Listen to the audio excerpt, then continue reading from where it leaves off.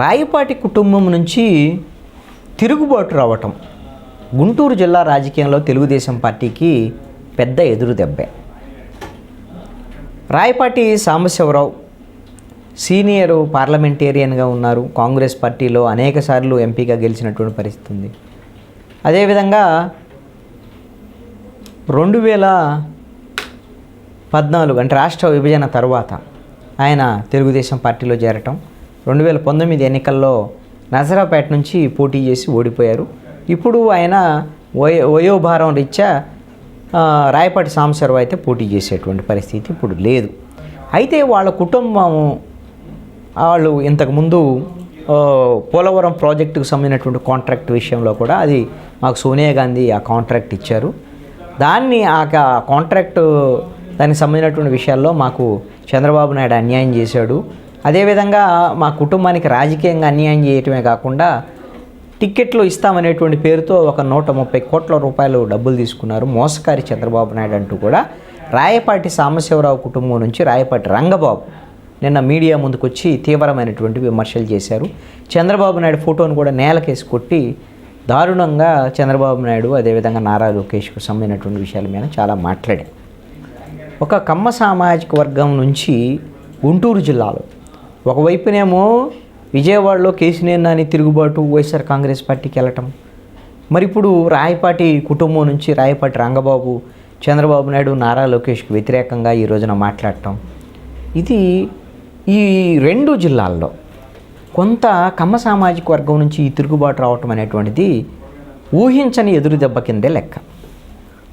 రాయపాటి సాంబశివరావుకి ఆయన వయోభారం అయినప్పటికీ కూడా వాళ్ళ కుటుంబంలో రాయపాటి రంగబాబు తెలుగుదేశం పార్టీ రాష్ట్ర కార్యదర్శి వర్గ సభ్యుడిగా ఉన్నాడు.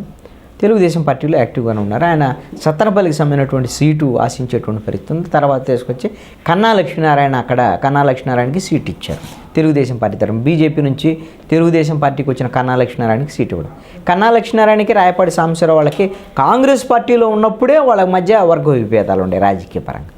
ఇప్పుడు కూడా కన్నా లక్ష్మీనారాయణ పార్టీలోకి రావటం, తెలుగుదేశం పార్టీలోకి రావటాన్ని రాయపాటి సాంబశివరావు ఆహ్వానించారు. మంచిదే వస్తే మంచిదే అని అన్నారు, కానీ ఏమన్నా వ్యతిరేకించినటువంటి పరిస్థితులు.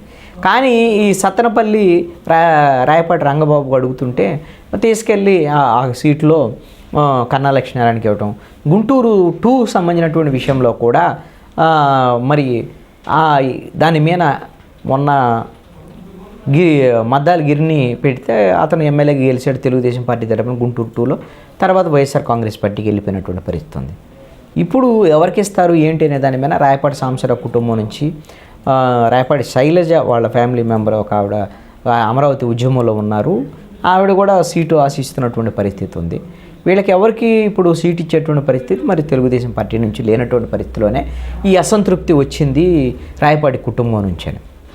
ఇది డబ్బులకు సంబంధించినటువంటి వ్యవహారము, వీటికి సంబంధించినటువంటి వ్యవహారమే కాకుండా నిన్న రాయపాటి రంగబాబు ఒక కీలకమైనటువంటి అంశాన్ని లేవనెత్తారు. ఇది గుంటూరు జిల్లా కమ్మ సామాజిక వర్గంలో ఉండేటువంటి నేతల్లో, తెలుగుదేశం నేతల్లో ఉండేటువంటి అంతర్గతంగా జరుగుతున్నటువంటి చర్చ కూడా. అదేమిటి అని అంటే, ఏమిటి అందరిని కూడా మాకు గుంటూరులో మేము రాజకీయంగా ఎన్జీ రంగా లాంటి వాళ్ళ పార్లమెంటేరియన్ని మేము అందించినటువంటి ఈ ప్రాంతము, ఇక్కడ మంచి రాజకీయ చరిత్ర కలిగినటువంటి గుంటూరు కృష్ణా జిల్లాకి మీరు మిగతా ప్రాంతాల నుంచి తీసుకొచ్చి ఇక్కడ వలస వచ్చే వాళ్ళందరినీ తీసుకొచ్చి మామేను రుద్దుతున్నారు ఏంటి? గల్లా జయదేవుని తీసుకొచ్చి ఇక్కడ పోటీ చేయించారు, నారా లోకేష్ని తీసుకొచ్చి మంగళగిరిలో పోటీ చేయించటము, మీ బయట వాళ్ళ పెత్తనం ఏమిటి ఇక్కడ అనేటువంటి దాని మీద మీకు అవసరమైతే మరి అంత దమ్మున్న వాళ్ళు అయితే నారా లోకేష్ రాయలసీమలో పోటీ చేయొచ్చు కదా అని సవాలు విసిరారు రాయపాటి రంగబాబు. ఈ విధమైనటువంటి కొంత ఈ వీళ్ళందరూ వచ్చేసి జిల్లాలో మాకు అవకాశాలు లేకుండా చేస్తున్నారు అనేటువంటి చర్చ తెలుగుదేశం పార్టీలో కూడా అంతర్గతంగా జరుగుతోంది. అదేవిధంగా పత్తిపాడుకి తెలుగుదేశం పార్టీ తరఫున రామాంజనేయులను ప్రకటించారు. ఆయన కర్నూలు సంబంధించినటువంటి రిటైర్డ్ ఐఏఎస్ ఆఫీసరు. ఆయన నారా లోకేష్కి అనుంగ శిష్యుడని వాళ్ళిద్దరి మధ్య సంబంధాలు ఉన్నాయనే దాని మీద నారా లోకేష్ ప్రతిపాదన మేరకు పత్తిపాడుకు తీసుకొచ్చి అతను పెట్టారు. మీరు అందరూ ఎక్కడెక్కడోళ్ళో రాయలసీమలు తెచ్చి మా గుంటూరు మీద పెట్టడం ఏంటి అనేటువంటి దాని మీద ఖచ్చితంగా అంతర్గతంగా చర్చ జరుగుతున్నటువంటి పరిస్థితి. ఈ తిరుగుబాటు అయితే మాత్రం తెలుగుదేశం పార్టీకి కొంత నష్టం కలిగించేటువంటి అంశంగానే అసలు ఇప్పుడు ఎంపీ అభ్యర్థి ఎవరు తెలుగుదేశం పార్టీకి గుంటూరు జిల్లా నుంచి అనేటువంటి దానిపైన క్లారిటీ లేదు. ఎందుకు? గల్లా జయదేవు ఎక్కడున్నారో ఏందో తెలియదు అసలు. ఆయన తెలుగుదేశం పార్టీలో ఉన్నారా లేదని ఆయన పార్లమెంట్లో కనపడతా ఉంటాడు అప్పుడప్పుడు. పార్లమెంట్లో కలిగి ఏదో ప్రత్యేక హోదా వాటి మీద వీటి మీద అమరావతి మీద ఏదో మాట్లాడుతూ ఉంటాడు. కానీ నియోజకవర్గానికి 4 సంవత్సరాలు ఆయన వచ్చిన పాపాన పోలా. అసలు తెలుగుదేశం పార్టీ వాళ్ళతో కూడా కాంటాక్ట్లో లేడు. అసలు ఒక సమాచారం ఏంటంటే గల్లా అరుణ్ కానివ్వండి, గల్లా జయదేవ్ కానివ్వండి, గల్లా జయదేవ్ వాళ్ళ తల్లి ఆవిడ కూడా మాజీ మంత్రిగా చేశారు రాజశేఖర రెడ్డి ప్రభుత్వ హయాంలో కాంగ్రెస్. వీళ్ళిద్దరూ కూడా ఇప్పుడు ఈ తెలుగుదేశం ప్రభుత్వంలో మనం ఏం చేసిన ఉపయోగం లేదులే, వీళ్ళు తెలుగుదేశం పార్టీలో మాకు అంత ప్రయారిటీ కూడా ఇచ్చినటువంటి పరిస్థితి లేదు, అందుకని ఈ తెలుగుదేశంకు దూరం అయ్యేటువంటి పరిస్థితి ఉంది అని కూడా అంటున్నారు.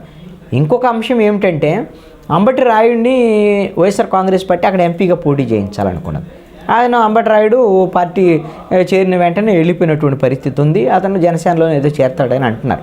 అయితే ఇప్పుడు కొత్తగా వచ్చినటువంటి ఒక చర్చ ఏమిటంటే గల్లా జయదేవ్ వైఎస్ఆర్ కాంగ్రెస్ పార్టీలో చేరబోతున్నారు అనేటువంటి చర్చ జరుగుతుంది. ఎందుకు? తెలుగుదేశానికి దూరంగా ఉన్నారు. వాళ్ళది ఆల్రెడీ కాంగ్రెస్ ఫ్యామిలీయే.